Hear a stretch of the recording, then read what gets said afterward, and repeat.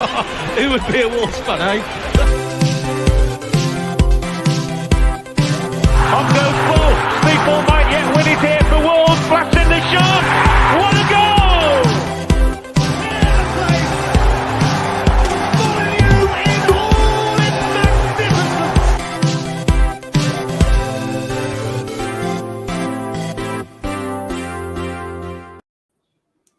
Welcome to the Wolves Fancast, part of the 90 Min family. I'm joined tonight by Stu, and we're going a bit rogue tonight. We're going a bit because there's only me and Stu tonight. We're a bit guerrilla. We're out here. We've got no fancy graphics. We're just here. We're just going to talk raw Wolves because we're still a bit down in the dumps. Even though Mr. Lopetegui looks like he might be on his way next week, we're still not the happy people. But how you doing, Stu? Since we're going guerrilla warfare, that's why I've gone beanie tonight. I'm not channeling like badly drawn boy or anything. It's just, and I ain't got a bad hair day, obviously. It's just, I'm not accepting winter yet. I can't be doing with it. I could not wear shorts. I said this on the, I think with Cage Fights in recording last night. Just because we are in November now, we can still wear shorts. It's perfectly acceptable, as you're flaunting there. And yeah, if you hear the bangs in the background, obviously it's Bonfire Eve, so there's no Ricky Martin shenanigans going on. It is literally explosions. So I think it's going to be one of them nights. It really is. We grasping at things to talk about, but I think that the biggest thing is let's get used to saying Hulen, not Julian. Yeah, because there's been comments already on Twitter about people calling him Julian Lopetegui and all this kind of stuff, but Hulen seems to be the one. And that chant that we shared on Twitter the other day, you have to listen really, really closely to hear because it does sound like Julian Lopetegui, Julian Lopetegui. That's what it sounds like, but it is very much the silent H. So if we all get on board there right now and now, even though he's not going to be here for another week or so, by the way it seems. At least we can't be criticised from that point of view, can we? Well, no. I mean, it's something to get excited about as well. Finally, it looks like we've actually found a man who might be actually lead the team. No offense to Steve Davis or anything, and you know, he'd been a local lad, obviously Wolves supporter, but it has been rudderless for the past couple of weeks. And the thing is, although we've seen an improvement in the last couple of results, we don't seem to have any sort of path or leadership going forward, and that's worrying. But now, I said to somebody the other day when we were talking about it, I said to a friend of mine, I said, I think we might actually stop up now. if we get Lopetegui, that's how far we drop. That's where the mood's dropped to, where I'm thinking about relegation. Even me. I mean, we are. I kind of infamously said and put money on the fact that we would go down because we don't score. Which is still going to be a massive problem, obviously. And if he's going to go for this hashtag war chest that he's going to have to play with. But again, what constitutes a war chest in 2022 in the Premier League, in the situation that we're in? Because if you're looking at players, what do we think? 3 at least, obviously a striker, and then players who actually create and assist things on top of that. So you're looking at least 50 million, surely? Well, yeah, I mean, an average Premier League player, what is 20 million now? 25 million? It's a scary number. I mean, you're talking about, you've got to invest, if you're doing 2 players, 50 million pounds. That's a hell of a lot of money. And that's more than anything we've done in January in the past. It's scary. And it's convincing people and players to come and play for Wolves. We're not as attractive as we were last season or even the season before that. You know, we're in a dogfight now, and we might have to get players who are willing to come and fight for the shirt, and something that we've not been so used to in the last couple of years. So with these Portuguese players, we've seen with the likes of Guedes and some of the lads who've come in this season. Have they got the fight? Have they got the drive? Some stories, the stories coming out about Guedes, about going down the tunnel, not appreciating the fans, and not wanting to be a part of it. It's worrying because we've traditionally, before what Folsom were involved, Yeah, we've always had a good core group of players who've always been, keen and willing to wear the shirt and fight for us. Even going back just before that, you got the likes of Jack Price, Kevin McDonald, Danny Bath. I know Danny Bath got a lot of stick during his time here, but he's one of those players. He's always going to give 110%, and that's the worrying thing with some of these players like Guedes. They feel a bit mercenary this season, and that's the first time under the Fosun tenure where it's felt like that, and it's been worrying. And you feel like you might have players who ain't going to give 100%. You're going to get relegated. Yeah, and I think talking about Guedes, I don't want to keep constantly going and repeating myself, but I mean the excellent episode we had out in the week with Jalapa that Dan had the interview with, and as soon as he mentioned him, the way he spoke about him, like in a general Portuguese way, not in a Wolves way, it was like, well, when he can be asked, in a roundabout way, he was saying, when he can be asked, he's a good player. But we haven't seen one iota of that, and this is why I've been dead on him for 4 years, ever since he was first got mentioned with Talisca. I mean, we might as well get the ghost of Talisca playing for us. It's an 82 ball, you know what I mean? So we are in that situation now where it's almost like Newcastle last year, where you're looking at players just to, not to say steady the ship, because we're not cut adrift, obviously, and there's only 15 games of the season gone by the end of next week. So it's not doom and gloom by any stretch of the imagination, but we haven't got European football. We don't score goals. We don't create anything. In a way, you can say, well, if creative players are available, you're guaranteed to walk straight into the team. But is that like the Bruno Guimaraes thing last year? Is that an attractive proposition for someone with talent who's going to have better offers, even in this league itself? Well, that's it. It's like I say, how do you attract these players? Bruno Guimaraes, when he come to Newcastle, let's not forget he was playing in France. He was playing in Ligue 1. Mm-hmm. It's a farmers' league at the end of the day. It is not outside of PSG and a few good players at Lyon and Marseille. There's nobody else in that league. For God's sake, the Nice won it recently. And they got what's a Turkish lad up front. He's like 39 years old, banged in 25 goals in the season. It's like you can't have that. So for a player like Bruno, yeah, he's going to come over. He's going to want to upgrade himself. So a move from Lyon to Newcastle doesn't seem too bad in the grand scheme of things. But I mean, where we're looking, and we're fully aware that we are part of the carousel, is that how do we get players who are part of that, the Mendes like circle of things? How do we want to attract players like that to the club now?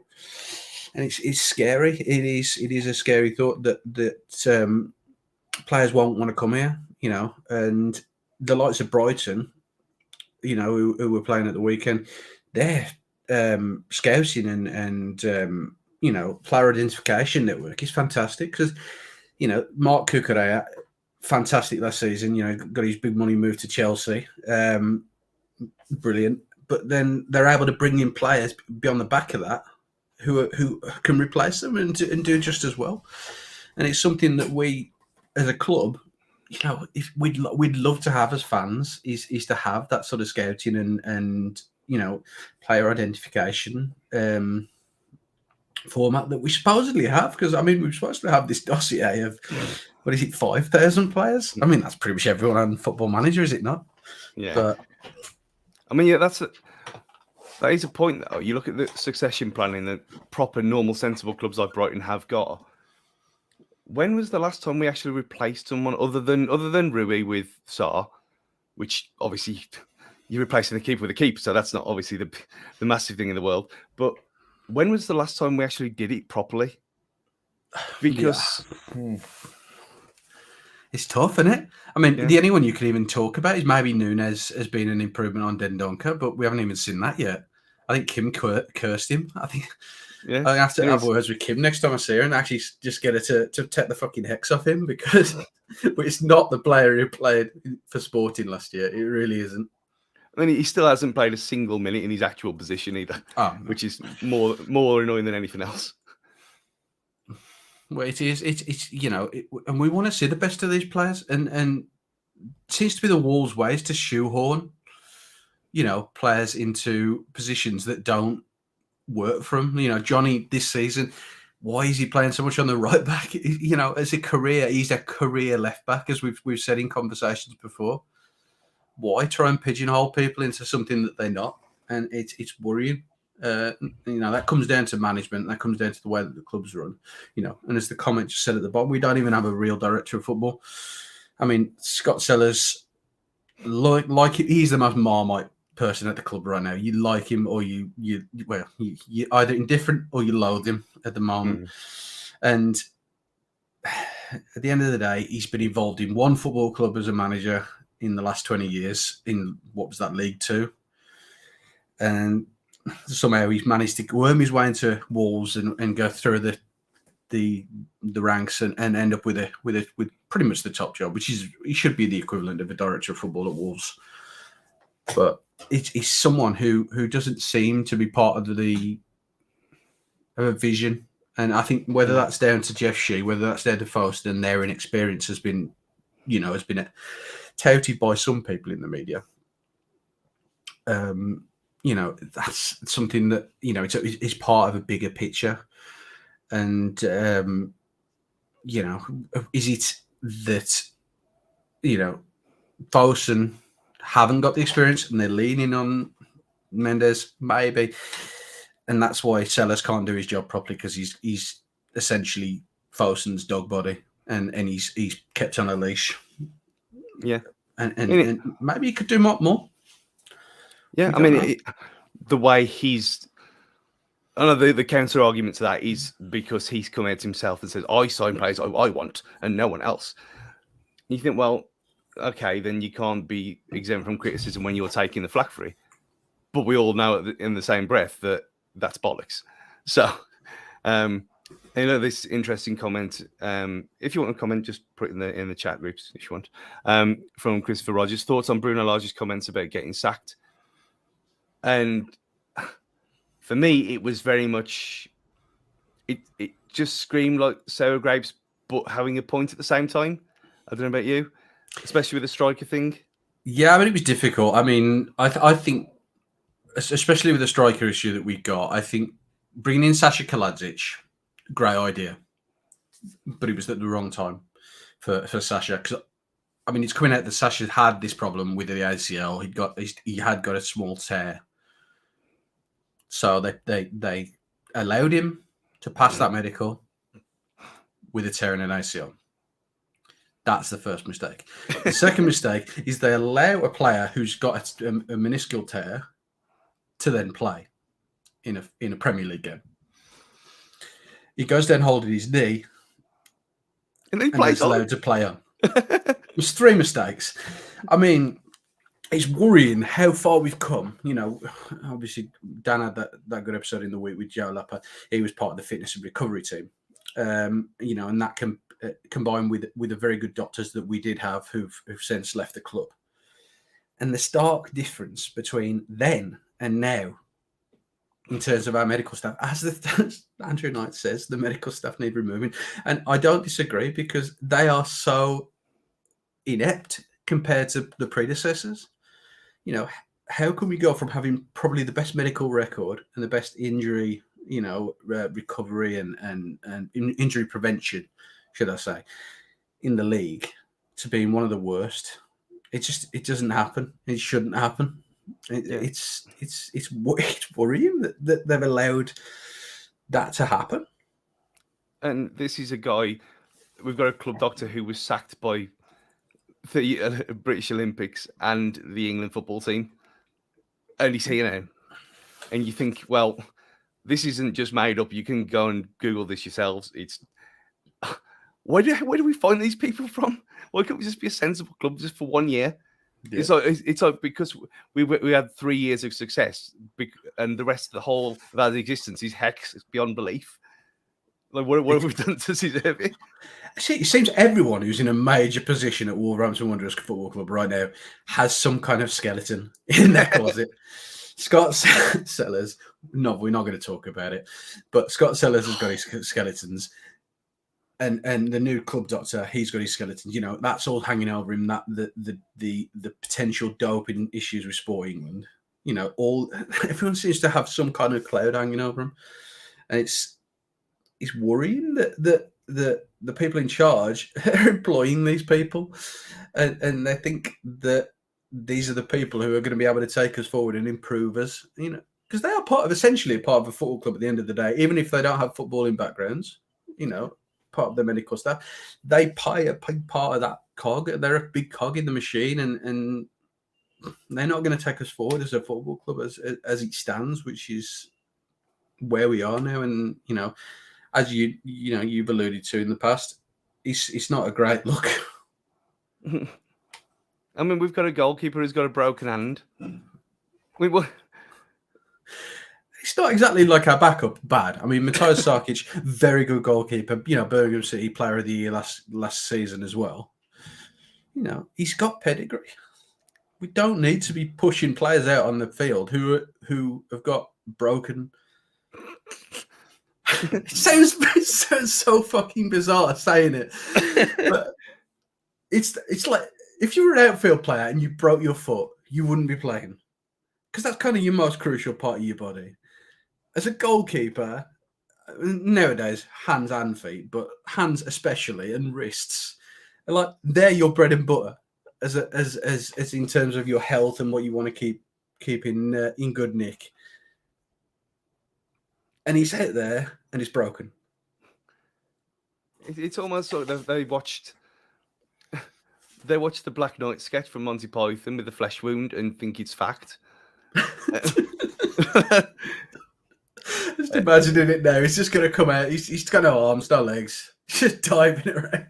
It's just a stump. No, it's fine though. It's absolutely fine. Oh dear. It's fine. I know I'm getting sidetracked. So yeah, talking about Brighton. I mean, Brighton done very well this season. I mean, Graham Potter's got on to bigger and better things apparently. But they won last time 4-1 and last time out against Chelsea. So I mean, Potter's getting a little bit of stick. He's not having a great time at Chelsea, but Brighton seem to have done well. They're brought in an Italian manager. Now they're massive in Italy. That seems to be the way. Anytime any club gets an Italian manager, they're the biggest thing in Italy since Panettone. I don't know. Just I was going to go Tagliatelle, but Tagliatelle. There you go. So we know our Italian food. Yeah, so he's done really well, settled in really well. Quite a young manager as well, in his early 40s. And they like I say, they seem to have replaced the well. They've still got a good core of players. They've still got the likes of Roberto Sanchez, very good goalkeeper. This Lewis Dunk's still there. Don't know how, but he is. And Pascal Gross, who seems to be the top four's worst nightmare in most games in the season. And the key player for them is Trossard, someone who had a bit of a slow start to Premier League life. And it looks like he's adapted this season. He got that hat trick against Liverpool. What do you think of him, Stu, as a player? He's always years ago. I used to get him and Knockout mixed up all the time in my head. Like I couldn't differentiate between the two of them. And he just seems to be someone that he's never spectacular, but he's really effective. But now this season, from out of nowhere, he seems to have got a bit of flair to him as well. Maybe it was always there anyway, and we just didn't really realise it because it was Brighton and they missed more chances than we do. But I think it's the fact that he can play anywhere as well. He's not just pigeonholed as a central striker, or he's on the right, or he's on the left. You can put him anywhere, and he just does the job. And he's just on fire at the minute. And out of anyone, I mean, we know our record against Brighton's pretty awful anyway. You couldn't say that he wouldn't score a hat-trick tomorrow. And if he did and they won 3-0, you wouldn't be shocked. And that's not even the Brighton Wolves blue and white striped curse that we seem to have. That's just because they're a very good team with players in form. Yeah, and I mean, a lot of Premier League experience now, and like you say, they've got very good players who you know what to expect when you play Brighton. You with the team that they've got, you know what they're going to do. Then you know they're going to come and try and play football because they're a good footballing team, but they will frustrate. And they play a very solid system, 4-2-3-1. They've employed a lot this season. So we know there's not going to be a lot of, because the only times this season where they've done well is where they've scored a lot of goals, and that was against Chelsea, weirdly enough, and Leicester. So it's how Wolves are going to be able to create chances, and that's a problem. So I mean, as a caveat, start to talk about how we're going to line up, because we haven't got a clue, because we haven't got a striker again. I mean, let's revert to the poll that we put out this morning on the old Twitter, and it's a bit of mischievous play there, just because I mentioned a certain someone a few weeks ago, and nearly 2,000 votes on this. Hwang, Guedes, or Nathan Fraser. Okay, people want Guedes 51%, which is wherever the people have spoken. People can be wrong with 51% in the past. Hwang 30% and young Nathan Fraser 17%. 2% into the wind, wherever you want. I think the fact that we've got that kind of mix, considering how goddamn awful Guedes has been this season, it says everything about everything. It's concerning, really, because at the end of the day, Hwang has done one thing wrong all season. Yeah, and he's hated. He fucked up that game against Newcastle with one mistake. But at the start of the season, he started well. Let's not forget, in the game against Leeds, he got a brilliant assist. That header down, fantastic. You know, he led the line well, and I see a lot of positives in his game where he can be the person who, you know, is a bit of a focal point. He does hold the ball up fairly well. It's the fact that he can't run with it. That's the bit that he's always levied against him. He's control as he moves with the ball, but that's not what we need. We need somebody to hold the ball up and move the players around. I know there's talk of people wanting Daniel Podence as potentially as a false number 9. It's not the way forward. It really not. We've seen it tried, and I'm sorry, but if he was Lionel Messi, it would work. But he's not. You know, it seems like a stupid thing to say, but he's not. He's not even Papu Gomez. He's, you know what I mean.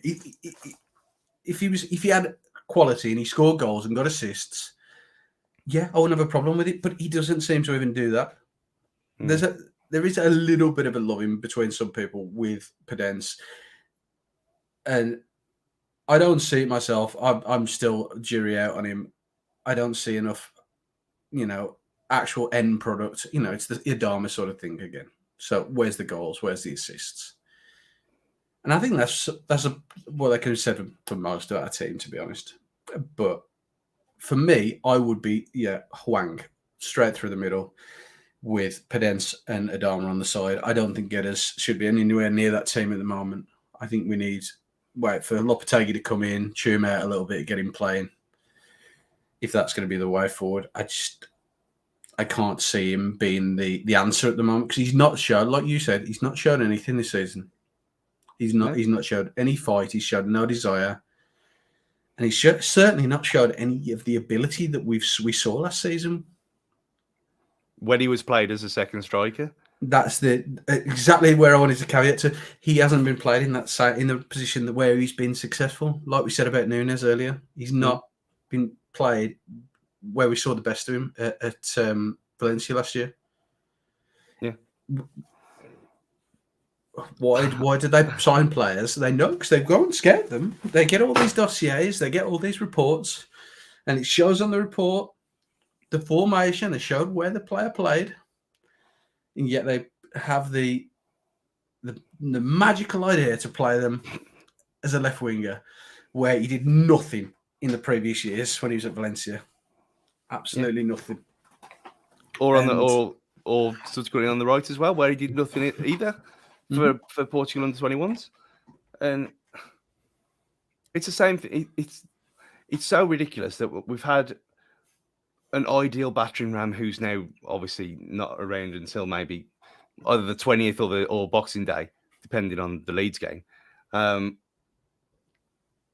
if we could have played a second striker in the last few games and give it a go, because what we got to lose. But this weird infatuation with playing three in midfield with again Nunes out of position, Moutinho who's seemed way off it until he came on at the weekend off the bench, and I thought he played really well then. But obviously we can't blame Steve Davis. It's not his fault, obviously. But you are right though. Why buy these players when you know that we don't play the way? And it's been the same for the last.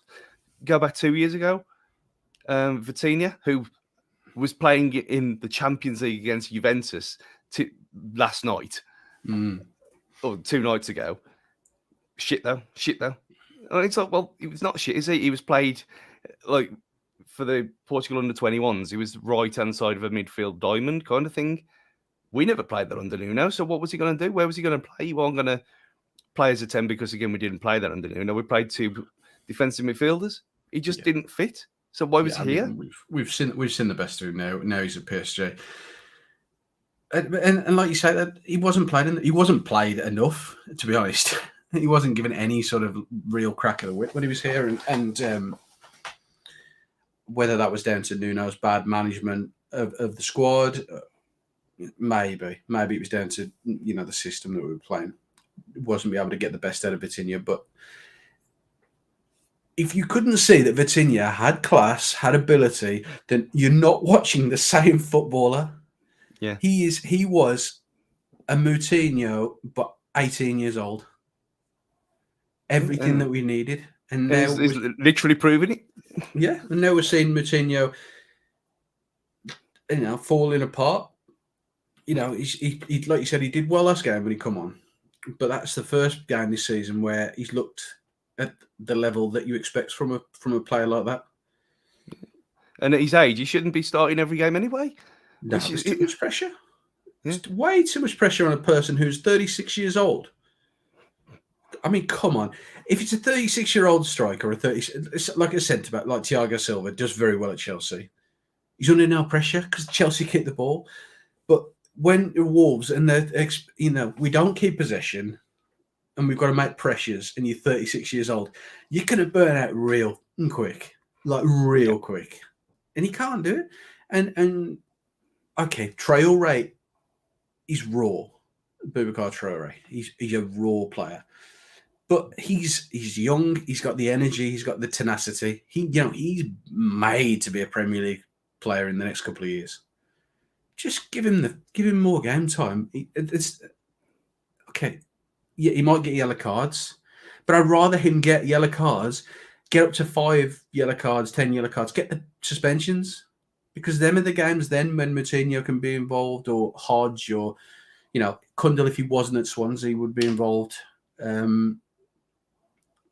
But that's how you've got to blood these players in, because at the end of the day, at one point or another, Moutinho is going to stop playing for Wolves. And what do you do at that point? Do you have a harsh changeover where you've got to replace him? Or, you've got to then say, okay, Traoré, you're going to play. Or it was going to be, if he was Dendonk, if he was still here, then he'd have to play. Or do you manage a changeover and you try and manage Moutinho's game time? And that's the challenge for Wolves this season, and they don't seem to be handling it very well. And I think it's difficult. And I think that's why he's still here, because they didn't manage it last year. Because ideally, he would have rode off into the sunset, gone back to Portugal for a year or two, at the very, very twilight of his career, and enjoyed himself in the sunshine rather than in the pissing down rain here. And we spent last year with him being integral to the team again, and there's nothing wrong with that. He was great again. But again, it's what we go back to what we said at the start. There's no succession planning at all. And we had it 2 years ago with Vitinha, didn't give him a chance. Time ran out, he moved on. Last year we had it with Trincao, who people absolutely hated for God knows what reason. When again, you could see he had something about him, however annoying he was, and he's done it way more than Guedes has. And Guedes has got nowhere near the stick that Trincao got last year. Nowhere near. Yeah, I mean that's true. Doesn't make any sense at all. He was the scapegoat last year, wasn't he? So, so we're left now with. You go back to the preview in the actual game tomorrow, and you look at that midfield, and presuming that Nunes is out, do it yet again? Go with Neves, Matinho, and Bukayo as all of our midfielders at once, or do we actually do something different for a change? Because with Caicedo, he seems like he could beat Neves and Matinho on his own. The form that he's in. Yeah, I mean, he's an absolute animal. He'd tear through our players. But this is where they could be clever and they could change it up and they could go Guedes and Hwang. Or they could go Chem Campbell and an experienced striker. And that's where Chem could be useful, is where he is played in a striker position or just off the left, in and around experienced players. Because that's where he's played his best. He's played his best coming in off the left-hand side for the under-21s. That's what we've seen. And when we want to bed these players in, is we need to put them around players who are going to be creative. They're going to do the work for them. Because Diego Costa, fantastic. I love Diego Costa. He's maybe not the right player at the right time for Wolves, but I love him. I love his heart. I love everything that he stands for, even though he got that stupid red card. But he's not going to be able to do the work that's needed to cover what Chem Campbell doesn't have, because he's not a complete package. Whereas, you players like Guedes and Pedence and Adama and Hwang, they should be the ones who are bringing this player through and be able to cover for his, indifferences and his it's the fact that he's a bit of a rough diamond, Chem. And that's what we've not seen and we've not been able to do. We're lucky we've been able to do that with Hugo Bueno. He's done fantastic. It's great to see another fullback coming in. But we've not been able to do it with the rest of the squad. And we've got some very, very good players. Kundal last season should have played more games, really. Because when he played, he looked brilliant. The game against Tottenham, where he came in out of the blue, he was as a starter, he was fantastic. He run that show, and it can be a lot of arc back as well to when Morgan was in his earlier years here, was they didn't really bleed these players in properly, because they got players who were either in the twilight of their careers where they couldn't, like I say, do the running or do the cover for the problems that a younger player might have. Or they've just got a lot of bang average players and people who don't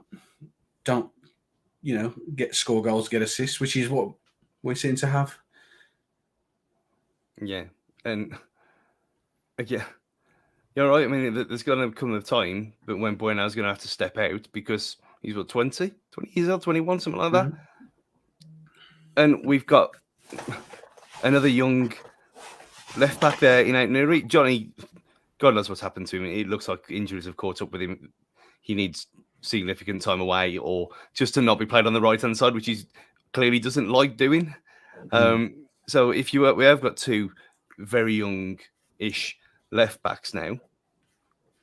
Good. We can interchange them and we can rest one and not the other, and not start messing about moving players from one side of the pitch to the other anymore. But like we were saying with Chem Campbell, I'd rather now give him a go tomorrow than carry on with Pedence wasting the ball and falling over and doing stupid tricks that lead nowhere on the left-hand side, and probably have Adama on the right, which is me saying this. I mean, he wasn't as good at Brentford as he had been, but at least he showed up. At least he tried. You couldn't say that about him a month ago. No, it makes you wonder whether he wasn't fit. Probably a month ago. Maybe. I mean, because the attitude doesn't seem to have changed. Like you say, he's one of, he seems to have the right mentality. The funny stats that come out from Mark Goldbridge's Twitter in the last couple of days about his crossing. I mean, anyone could use stats to make themselves look good. I mean, the Tories are trying to do right now. We won't talk politics, but yeah. So, I mean, yeah, we can see that he's crossing. He's getting a lot of crosses into the box. It's the same old with him. But chance creation is something that's so important to us as a team right now. So he has become this sort of like talisman and important player to the team. And you wouldn't have thought that we would have been in this position in the summer. No, but that's where we find ourselves. Even now, I mean, the question from Andrew Wright in the chat there: do we keep Adama and Neves in January? And you think at this moment in time, if we lost both of them, or even just maybe even one of them, we'd be going down. So, I mean, for me, I doubt very much anyone's leaving in January. No, I'd be surprised. I mean, if you look at it, look at Adama for example. He's, I believe, he's on a free this next summer coming. Yeah, So he in January can start talking to foreign clubs. All you've got to do is look at. If you watch Gully's video about Lopetegui at Sevilla, Jesus Navas, a traditional winger, got deployed into a fullback. Juan Cuadrado at Juventus turned into a fullback. These foreign clubs like Juventus's, your Bayern Munich's, even down to teams like Sevilla who are consistently in the Europa League, they see the talents in these players and they can turn them into something that's useful. And Adama Traore, as a player, is fantastic speed, fantastic ability to beat players. Why wouldn't you want to name a fullback? I mean, it's something that hasn't really been explored properly in the club. I mean, he's played wing back a few times, most notably in that Man City game where he was moved to striker and then got a couple of goals a few seasons back. But if I was the likes of Juventus or, Bayern Munich, I'd be looking at him thinking, we can do something with this kid. We can mould him and shape him. On a free as well at his age. There's no risk. There's absolutely zero risk. All you got to do is look at what Bayern Munich have done with Choupo-Moting. It's a player who's essentially seen as garbage when he was in the Premier League. And I watched him nutmeg Marc-Andre ter Stegen the other night in the Champions League.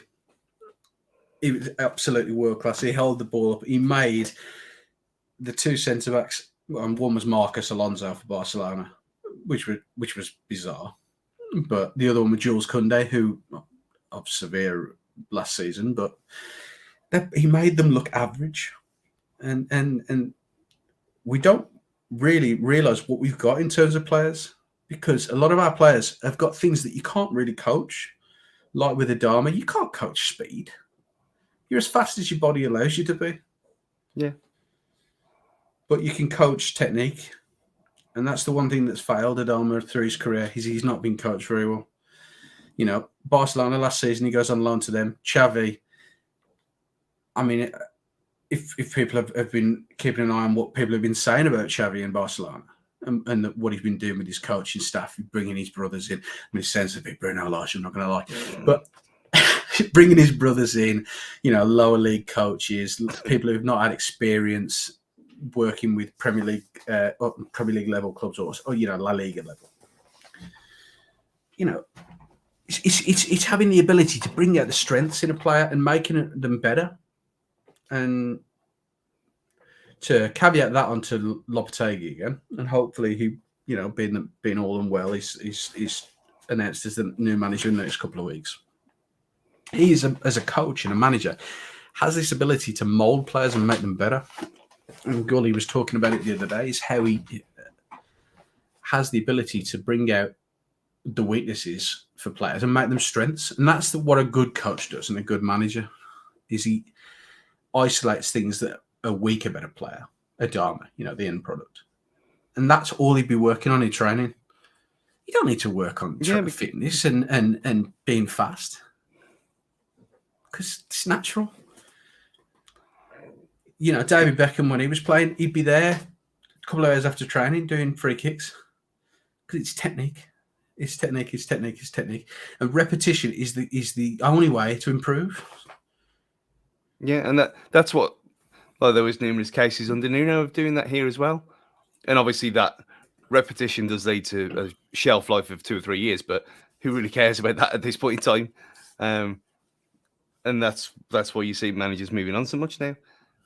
But you are right. I mean, like who'd have thought in a million years that Cowdy would have played where he was when he'd been a bang average right back / like wannabe Kevin Foley midfielder. You know what I mean? Yeah.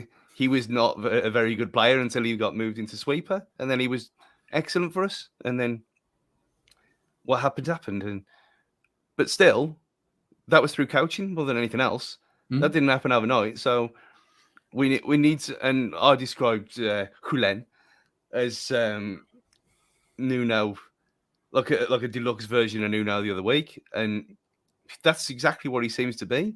He seems to be someone who looks at improving players first and foremost, above getting other people in, which is a good job really if he's coming here. Yeah, and he's been successful. He's won the Europa League in 2020 when he knocked us out on the way to the final. Cheers, Julen. Not forgotten, but he worked with the Spain youth project. And you can see the qualities that's brought through. And Spain ain't as good now as they were probably 2 years ago, 4 years ago. But he worked with the youngsters who went on to be World Cup winners and European Championship winners. He worked at Porto. He brought players through. Just somebody called Ruben Neves. I don't know whether you've heard of him, but he allowed him to play for Porto for the first time and brought him through and coached him and helped him become this player that now plays for Wolves. Amazingly, still. I don't know how. I mean, it still shocks me every day. I wake up and Ruben Neves is still a Wolves player. But he has cut his teeth. He's got pedigree. If he was no good, Real Madrid wouldn't have had him as a manager, and Spain wouldn't have had him as a manager. That's all you can say. Bruno, yeah, he did fine, but he was only an assistant manager. And that's what he looks like now. He should only be an assistant manager. Carlos Carvajal is the face, and he's the guy who's friends with the players behind the back, and runs coaching sessions. He was very much like the Iberian Colin Lee. Makes sense. It totally does, because more of a coach than a manager. Yeah, and it didn't work. And now for the first time in what? I'm trying to think about this. I mean, maybe Hoddle for high profile managerial appointment, because no one knew who the fuck Nuno was, other than like European weirdos who like us. But you go back. I mean, obviously Mick, but he's very much in the kind of the Sean Dyche mold of managers and that kind of thing. So when you're going back at high profile wise, you probably are going back to Hoddle for someone like this. I mean, obviously it didn't really work out that well for him, but even so, right manager, wrong time. Yeah, I mean, Hoddle had some good players back in the day. I mean, Ki Hyun-Sol was a good player. Never really scored enough goals or got enough assists, but he was a good player. And like you say, hopefully he'll be the right manager at the right time for Wolves. And I think he will be, looking at it. I mean, we need somebody who's got that ability and that pedigree and commands respect. Because at the end of the day, Bruno Lodge did not command respect. We all seen a lot of the training videos. He never really cut a figure of someone who you want to cross. He always seemed to be very friendly. You always wanted to be one of the lads. Or at least that's the impression that I got when I watched a lot of the videos, which is fine. As long as you've got a bunch of players who, are willing to fight and willing to, want to die for that shirt. But as we alluded to earlier, that just doesn't seem to be the case. No, and the ones who died by the sword.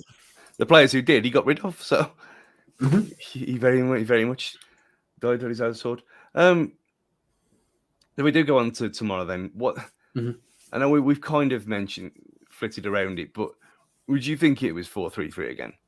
Or is that what you go for? I mean, I'd prefer to go with somebody playing off the striker in more of a 10, but I think it will be a 4-3-3. For me, I would stick with pretty much the same sort of team and just put Hwang in instead of Costa, what we saw the last time out, assuming Núñez is fit. But it's hard to say what he's going to do. I mean, ideally, I'd want Podence in a number 10 and Chem off the left, and then have Núñez and Neves, or Neves and Bubkar. Because I don't want to see Moutinho anywhere near that pitch at the moment, because I don't see enough from him. And we need to be able to compact that midfield and get a player in and around the striker, because that's what we've seen in recent games is when Diego Costa has been trying to do his running, and he's got better. He had got better. Is that he needed another person to be in and around him to pressure with him, and we saw that. We saw him shouting at other players, shouting at Núñez to get forward and press. But that's not. It's not his job. Is it? Not his job, and he shouldn't be there.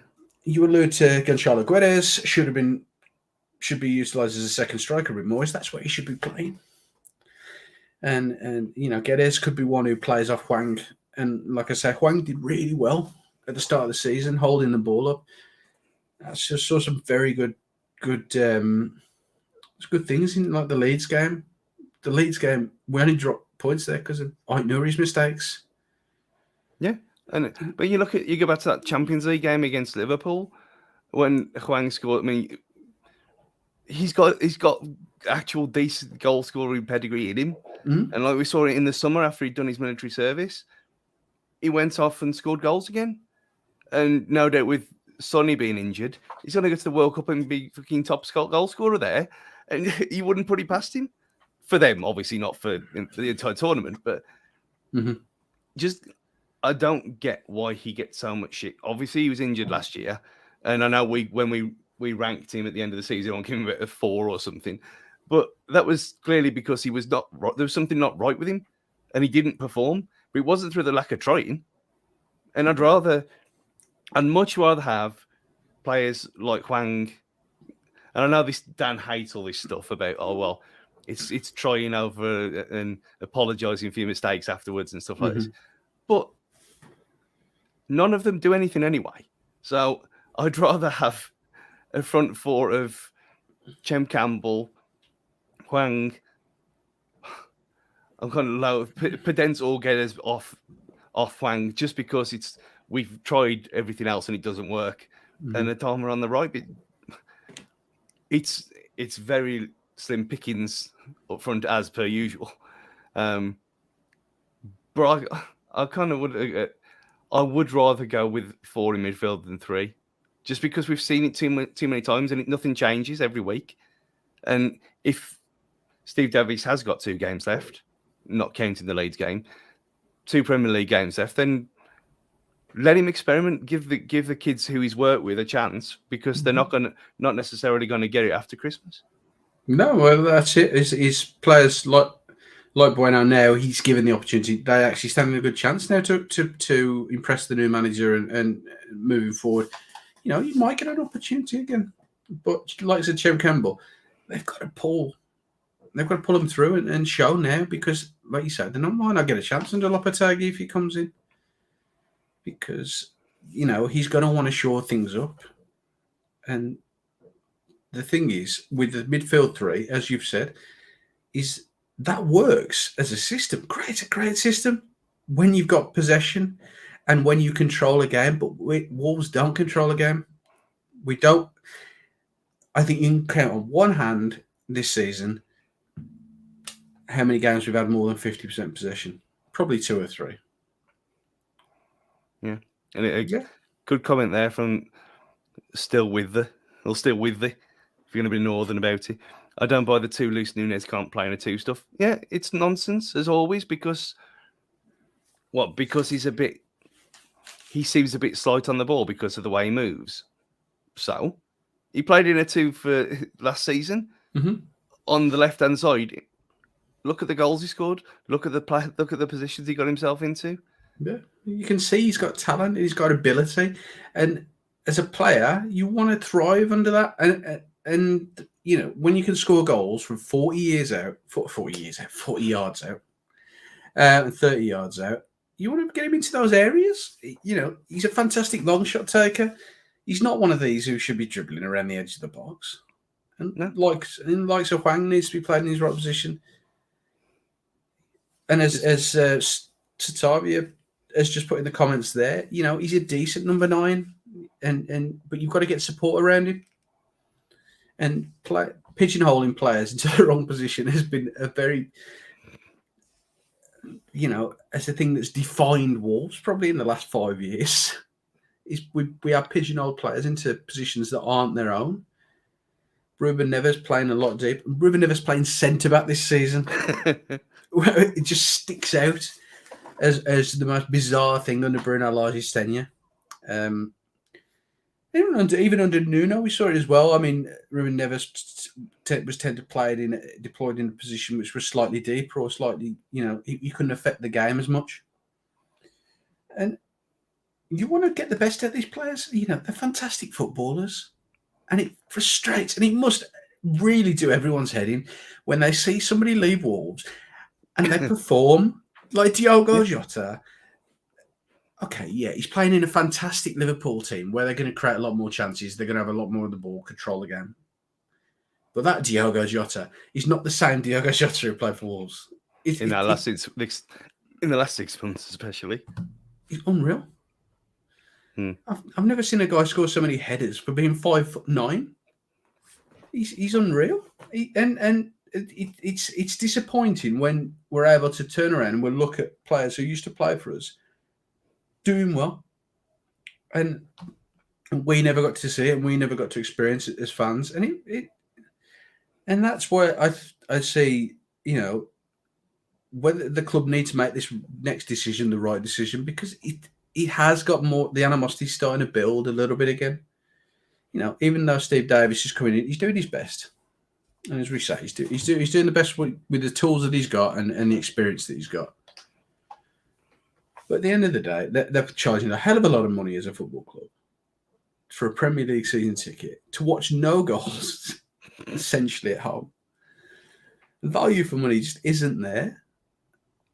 I mean, it's almost like, I mean, they got us to vote on goal music, and it's like they're deliberately tormenting the 50% who chose to keep it by not scoring any. And it's worrying. That's why you want somebody like Peter Bosz to come in, just so we can just attack. I just want to see some goals. I just want to be entertained. Yeah, we thought we had it last year with Bruno, and it didn't happen. And I just don't think these players can do it. But like we said, if they don't do it under Lopetegui, then we might as well just all fuck off and just be done with them, because that'll be 3.5 managers at that point that they haven't been able to do it for. And if you get to that stage and you're still not performing, then it's clearly they're the problem and not the management. So on that kind of cheery note, yeah. Score prediction for tomorrow. Going off what Brighton have done this season, I'll go 1-1. I'll take that now. I'll take a point. Oh yeah. I mean, I think taking a point against Brighton is kind of, after the last few years, you think, it's almost to be expected now, but it very much would be a scalp at this point in the form that we're in. But at the same point, it kind of seems like it seems like an end of season game where everything's all fine. Yeah, it doesn't. I don't know if that's just me, but it doesn't feel like, oh well, we're in the relegation zone. It doesn't really matter. I know what you mean. It kind of feels numb, doesn't it? Yeah, because we kind of feel numb to it. I know, because we're so used to being awful and bored, and then you have the World Cup in 17, 18 days, or whatever it is. It's all a kind of bit like a weird football nether world. And It's yeah, I don't know how to feel about it, and especially being in this weird twilight zone, middle of the winter, red hot World Cup in Qatar. It's like this episode of the Twilight Zone. I don't know where I stand like you. It does feel like this sort of like the season's about to end. yeah, it's like it's almost like there is strange lack of tension, and there is a lack of tension. I mean, it boiled over against Sellers a couple of weeks ago, but other than that, it didn't carry on after the game with people fighting each other in the stands like you kind of expected to in this situation. It just went, oh well, it's whatever's happening is happening. It's almost like, well, we're just waiting for Quillen to turn up and sort everything out for us. And in the meantime, it don't really matter, even though there's another 6 points to play for at this point. So yeah, I mean, you drop 6 more points, and the teams around you win 6 more points. You're in a worse position, and it's always hard to play catch up in a league like the Premier League. When you're in a position where you need to catch 6 points back, or 3 points, or even more than that, it becomes an impossible task at some point. And at a certain point, it will become an impossible task. And it's how do we change that, and how do we turn that form around? How do we get the most out of the players we've got? And that's an impossible question that he's facing Steve Davis, who is, 2022's Terry Connor at this point. It's just Terry Connor with an iPad instead of a clipboard. Has been muted by a few people. How do we do it? And no, I said to you a few weeks ago that I'm quite happy with us holding it after the World Cup, but I don't know how I feel about that anymore, because what we saw against Forest hasn't been replicated, and actually that shows how poor Forest are as a team and how far removed they are in the league. But the result against Crystal Palace, up until the subs, brilliant. But we capitulated again. A draw against Brentford, okay, that's pretty good away. It's not a bad result. But at the end of the day, we're Wolverhampton Wanderers Football Club. We've got a £40 million midfielder in Nunes on the pitch. We've got all these Guedes sitting on the bench. It cost the best part of 40 million as well. We should be wiping the floor. These are players who played in the Champions League, supposed to be the highest level of competition in club football in Europe. And it's Brentford. It boggles the mind that you can't turn a team over like this. Even Jose Sarr, he's got years of experience in that highest level of competition. And him this season has been pathetic. Whether that's down to his injury, or not, that doesn't explain some of the ones that have gone past his legs. Yeah, I think he's about 2/3 of the way down this season in comparison to the other keepers in the league. Whereas last season he was in the top 3. And if you're a goalkeeper playing with one hand, it's obviously going to have an effect anyway on your overall positioning and your overall body shape. Oh, yeah. So, which again, you can't blame him for playing. It's them fucking morons in charge who making him play all the time with a broken hand. You've got to be brave enough to say, I'm taking you out the firing line. Yeah. Like I said at the very start of this episode, Matthias Sarkic is a very good goalkeeper. He's a very good. We saw it last season when he was at Birmingham City. Granted, they don't have a lot of good players, but he won their player of the season last season. And how often does a goalkeeper win it? They just don't win it. And he wasn't even there for the full season anyway. No. So, I mean, he'll play against Leeds, and in all kind of, if it was a common sense world, he'd play against Leeds and he'd play against Arsenal and just give Sarr a month off. Because he'll go to the World Cup, but he's not going to feature, is he? So, no, against the, not ahead of the penalty-saving superstar. Well, yeah, that's the thing. Yeah, I mean, they've got, Rui will be there probably as second choice or third choice now.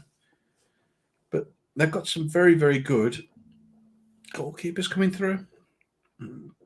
And Jose Sarr, okay, rightly or wrongly, was overlooked in the last 12 months.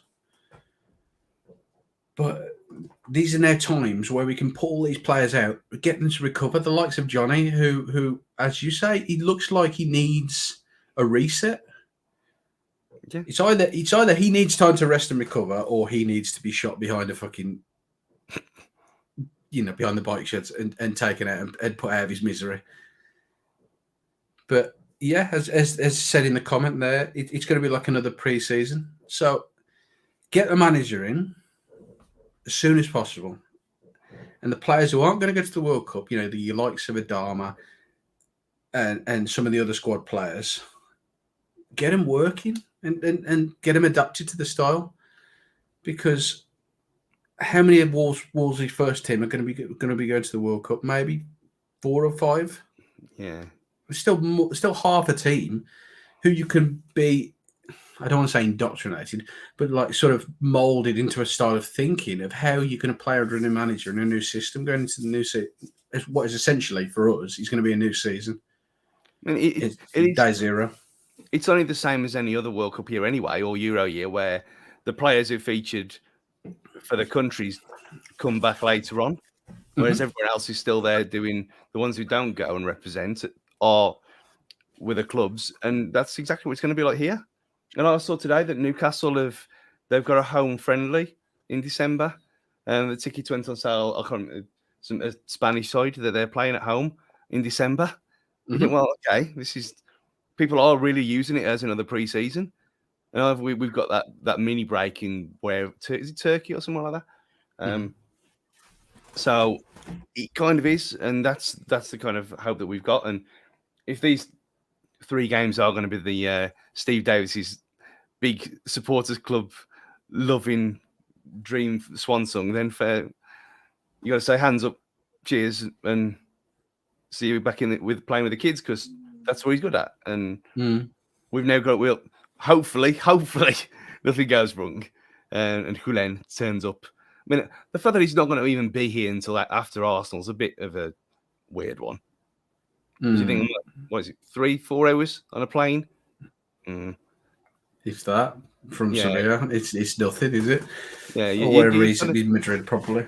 You'd kind of you'd want him here for at least for the Arsenal game, even if it's just watching in the stands. I know, obviously, they'll have analysis and stuff like that anyway, regardless, but still, that seems a bit weird. But let's just get him signed, seal, delivered. I just want to get him through the door. Yeah, before we start moaning and nitpicking at anything else, let's just get it done now, because just have a manager, someone who at least we can get behind, we can look forward, and hopefully, as a football club, move forward and not stagnate. And that's the worry. And Villa have done very well with who they brought in, Unai Emery, and that's what we need to do. Is we need to bring somebody in who commands respect. As I said earlier, he's someone who the players can look up to and say, "Oh, fucking hell, he's won this, he's won that." The likes of Mourinho, who's gone to Rome, have done. He's doing okay, but that's because he commands respect of players. Less so now than he used to, but a manager of that caliber,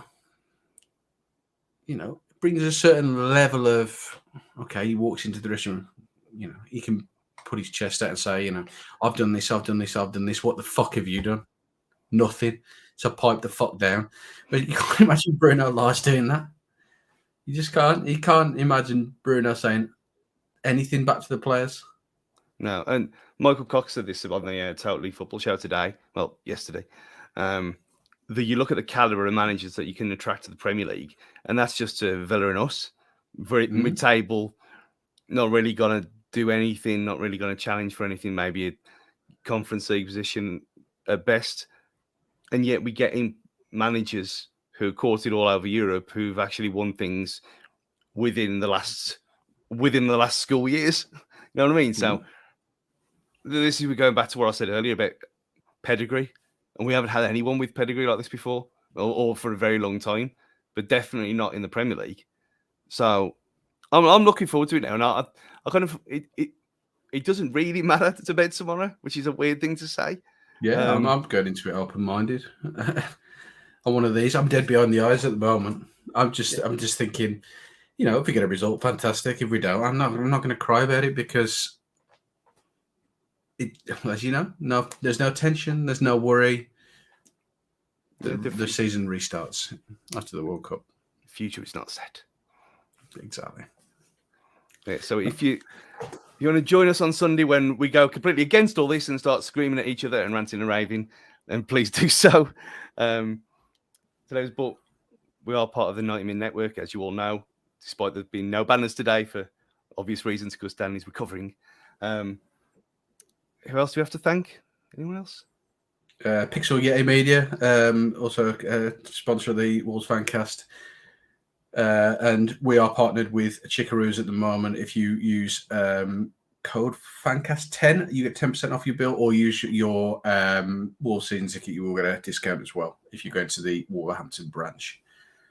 Yeah, and he's actually really good. Me and Dan went in, and Pricey went in a few weeks ago, and it was very filling. Maybe too much. We had the nacho share between us, and I was like, "Oh, Dan, I've got to get the bus home here. I've got to."